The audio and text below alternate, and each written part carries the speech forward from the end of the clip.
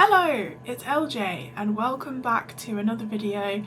Today we're going to be doing Brothersong by TJ Klune. Oh no, is this the first one by TJ Klune I'm not giving 5 stars to? Ooh, yes it is. It's a 4-star read from me. And what can I say really? Brothersong is the last instalment in the Green Creek series. If you are interested in reading any of these books, I highly recommend that you skip this review and you go back to Wolfsong and you check it out and start from there. It's a story about essentially a pack of werewolves and a witch and their interactions with the wider world in a small town in Oregon. It follows the central character of Ox and his exploration into a family of werewolves, the Bennett family, and how they will have an impact on his life and how he fits in with all of that. And it kind of goes from there really. I absolutely loved Wolfsong with a passion, and I loved Ravensong with a passion. I was angry at Heartsong, but I didn't dislike it. I just was angry at it. As a story, it worked. Brothersong is a different story, and it's a sad story because I think that this one didn't work. So the story follows Carter and Gavin, and whilst I liked Gavin, I couldn't get on board with the fact that there was any chemistry between the two central characters. They were great friends. Or were they? I don't know. I don't know what it was. When one of them was a wolf and the other one was a man, the chemistry between the two main characters was completely implausible and I didn't believe it for a second. They were like mates but not mates. I liked Gavin. I thought Gavin was cute. I just couldn't see him as a romantic interest, and I couldn't see Carter as a romantic interest, and that's where it started to go wrong. I listened to this via audiobook, so I'm not 100% sure if that doesn't play a role in my level of disappointment with this story. I'm still not getting used to having such long hair. It's really weird. The first part of this story is quite bleak, and it's a sad story about Carter basically spending an entire year tracking down Gavin, and I'm not really sure why it took so long or how he found him. It's not really very well explained how he was tracking him. And I did kind of like this part. I think out of all of it, I liked the beginning part the best, when it was just Gavin and Carter, because I could kind of see how it worked when it was just Gavin and Carter. I wasn't really sure how Carter was paying for his road trip, considering he went off grid and he was trying to make sure he was untrackable. So how is he paying for everything? I don't know. I don't know how he managed to stay a year living in a truck and surviving with no money. That doesn't make any sense. How is he paying for the petrol?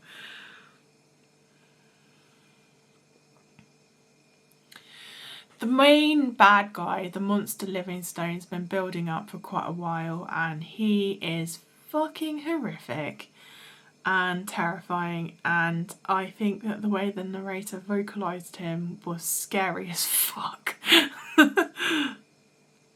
There were a lot of flashbacks here, and it made me quite resentful about how Carter was treating Kelly after the whole Heartsong debacle. So I was a bit pissed off really during those parts. I found myself quite resentful during this story, and that didn't help. I still don't understand why Carter had to go alone. It wasn't really very clear why he couldn't take his family with him to help him. I'm not really sure why he had to leave on his own, but he did, and it sort of worked. And the first half of this book is okay. And I think if it had ended somewhere in the middle and been fleshed out a bit more, then that would have been a great book. I would have enjoyed that. That would have been a lovely book. Maybe there could have been some drama with Livingstone, maybe a little fight. There could have been something going on with the other wolves. I don't know. There could have been something else, and that would have been a great book, because the other half of the book needed to be in a different perspective, and I will go into this.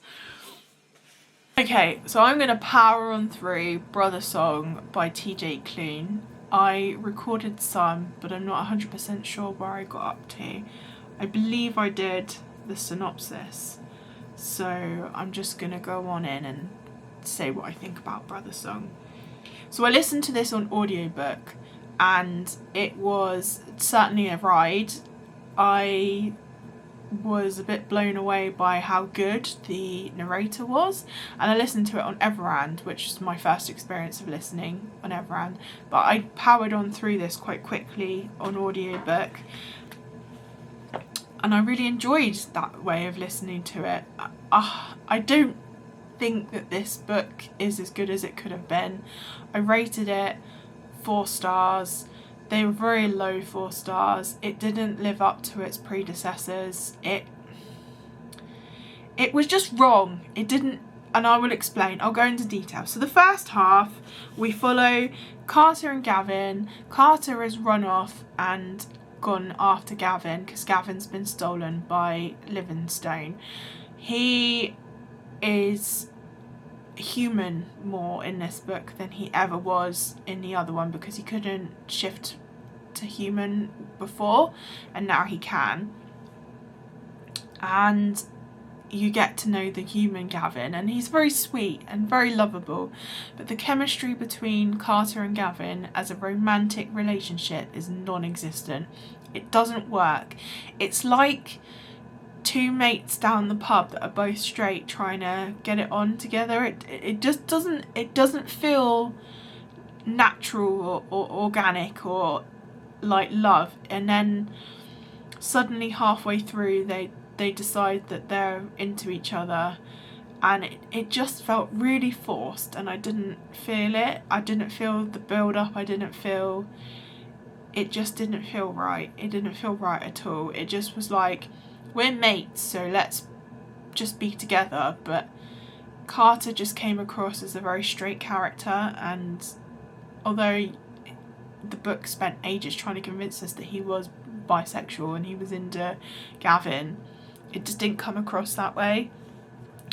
So it just, it felt really forced, and I really loved all of the relationships prior to this. So I don't know what happened here with TJ Klune, but I think he'd written himself into a black hole and he had to come out of it, and I just feel like he should have just maybe made them into just mates. What was wrong with them just being mates?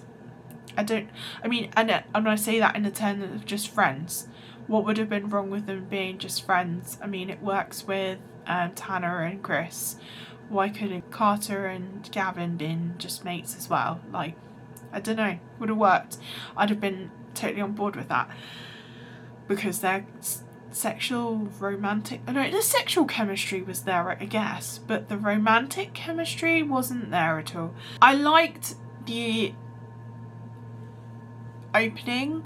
I liked the escape scene with the monster Livingstone and how he was vocalised, and I liked the drama of basically Carter's family coming to get him, and I liked all of the angst between him, Carter having his emotions and having his omega moments, and I really liked when he was talking to himself, aka he was talking to Kelly, who was not there, because to me that's very close to home, and I was really on board with that feeling when you're talking to yourself because you genuinely 100% believe you're talking to a real person and they're not actually there.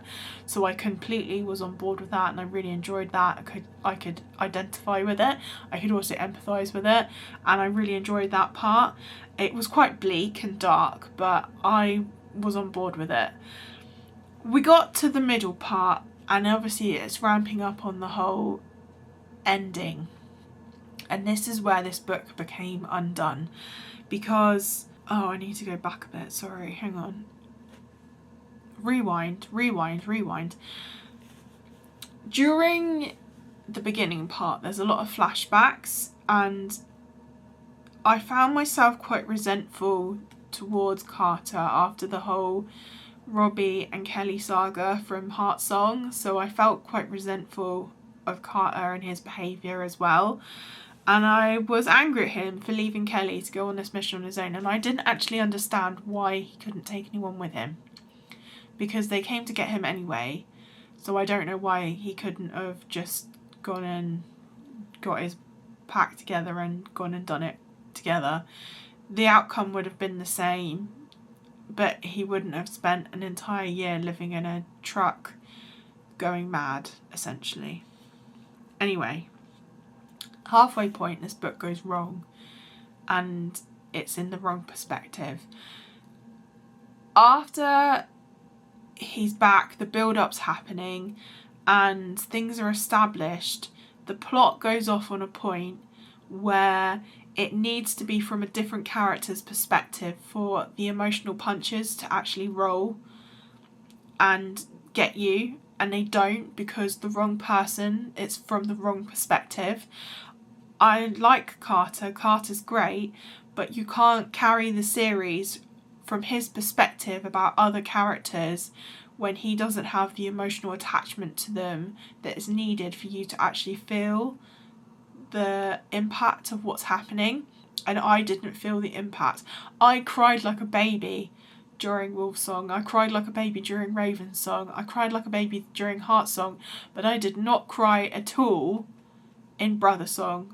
It just didn't get me, and therefore it just didn't get the Lorna crying 5 stars whatsoever, because it just didn't hit the emotional blows that it needed to, with a plot that had gone in a certain direction, which was a great plot, it was just from the wrong perspective. So I feel like Brothersong should have been one book, and then I feel like the ending should have been from a different person's perspective. I feel like it detracted from the plot having it from Carter's point of view. I feel like it took away from the heart of the story, because at a certain point the focus isn't Carter and Gavin, and therefore it just doesn't work. So all in all, I was pretty deeply unsatisfied with Brothersong, which is why I'm not raving about it for pages and pages in this notebook, because it just upset me, but not upset me in the way that Heartsong did, where I was upset and angry, but I loved it at the same time. This just disappointed me, and it ruined the ending for me, and I was sad. I enjoyed the audiobook. It isn't a bad book. It doesn't work. And I think you've got 2 books rolled into one here rather than one really good book. It could have been 2 really good books, I think. I feel like too much rolled into one. And this makes me really sad, because anyone that's been watching my videos will know just how into the Green Creek series I've been. Ever since September when I read Wolfsong, I've been on a journey and I've been loving all of them. So I'm really sad that I didn't like the 4th one, but I'm in November now, so I'm rolling on to a new month and I'm just calling it quits on the whole thing. I probably won't read any more TJ Klune for a while because I feel a bit angry at him. I'm taking it personally. I've got, what's it called? The House in the Cerulean Sea. Cerulean, isn't it? Sorry. The House in the Cerulean Sea. I've got that on my bookshelf, but I probably won't read it until next year now, because I'm on a TJ Klune ban now because Brothersong ruined it for me. So I'm a bit upset. I wasn't blown away. It was a meh for me, and that's sad. That's very sad for me to say that. So, of low 4 stars, I mean, I enjoyed the audio. I didn't love it. I feel a bit ripped off. That's all I've got to say about that, really. Anyway, thank you very much for watching my video and tuning in. I'm eternally grateful for any views I get to my channel, and that you keep coming back is amazing. And if you're new, thank you so much for watching this all the way to the end. I'm really grateful. I hope you all have a lovely week, and I will see you all soon. Much love.